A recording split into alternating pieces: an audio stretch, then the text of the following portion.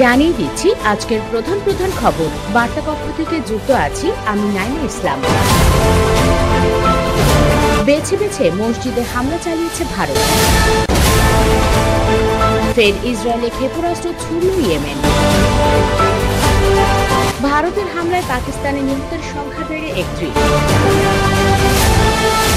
লড়াই হবে সমানে সমান। পাল্টা হামলার প্রস্তুতি, চরম প্রতিশোধ নেবে পাকিস্তান। ভারত পাকিস্তান উত্তেজনা প্রশমনে সাহায্যের প্রস্তাব ট্রাম্পের।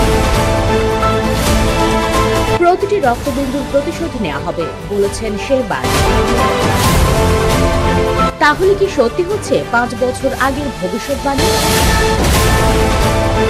নতুন পোপ নির্বাচন করতে কনক্লেভে সমবেত হয়েছেন কার্ডিনালরা। বিস্তারিত জানতে ভিজিট করুন usbengal.com।